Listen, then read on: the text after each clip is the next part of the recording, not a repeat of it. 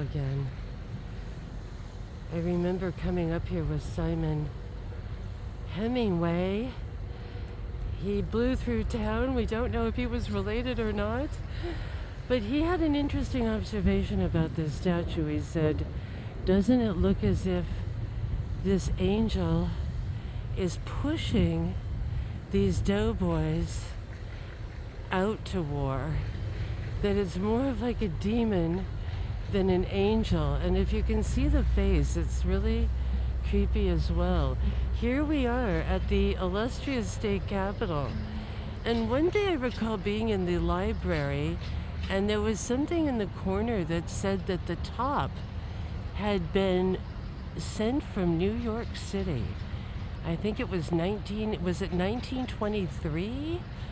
It was the 20s, and New York City really was known for having these weird sort of occultic masons who were doing all the gargoyles and all the strange things, very goth there in New York. So I found that fascinating. They weren't just going to have any old Washingtonian do the top.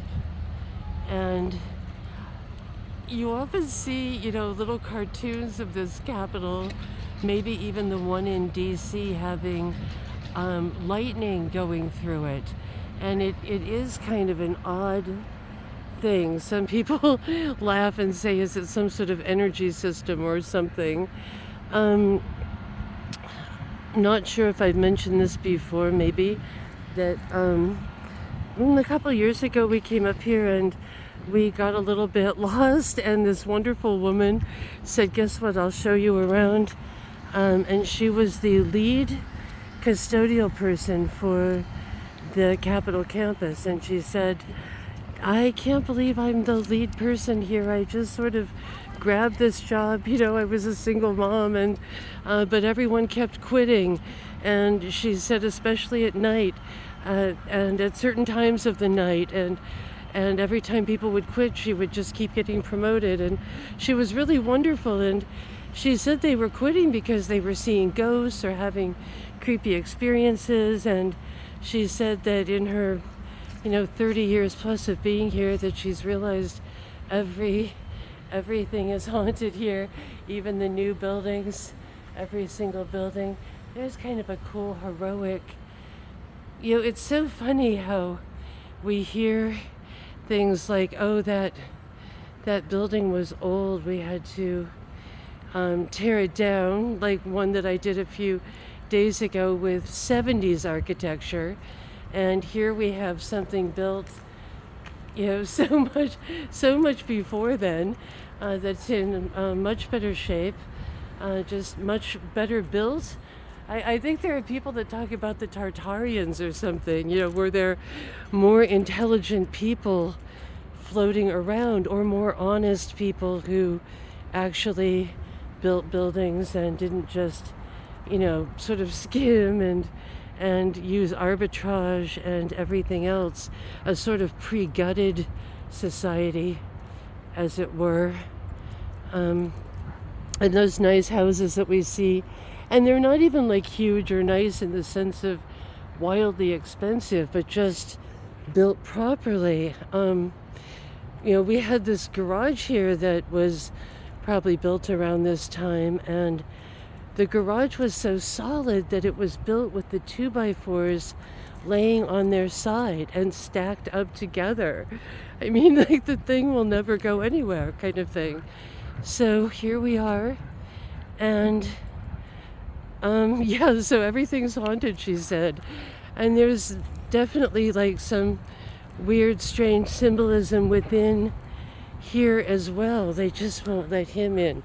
But we can definitely do a walk. There's someone right inside here, and they have a bag in one hand and a book in the other. And people always assume the book is a Bible, but if you watch Jay Parker's channel, my favorite bit of him, he doesn't have up anymore. I wrote to him and said, get that bit back up, where he's outside and talking, and it just feels so much natural than watching him behind a podium. He's outside and someone's just kind of interviewing him, and he talks about the statues with the book in one hand and the bag in the other. The bag is basically a bag of secrets, and the book is, some kind of Illuminati thing. So it's right inside of that. And the doors up there are incredible. They're all like super carved with pictures of, the history here, which is not, great. It's pretty bad. And in fact, later we'll swing by where Doc found the documents that really showed that no one was signing the treaties here at all, and that people were just getting like scalped and stuff. And I'll show you that little archive building. And he found them by like complete accident. It was just a box that was under a water fountain that was dripping on the box, and it was like a box of like Washington apple box, and he like went to take it to find someone that worked there and opened it up, and it was like super old documents, just super, super old. And it kind of just rendered Washington state itself not really a state, because everything was they just scalped people. It was horrible. And I had, like, if you read about like Washington's most haunted places, they always say the governor's mansion, but she said everywhere is. But that is where Jay Inslee lives, and that's probably why you saw him smiling down at Quince Village, because he was smiling because he doesn't live there, and he lives here.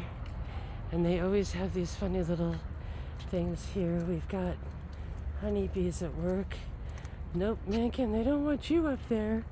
That is no access. Much love.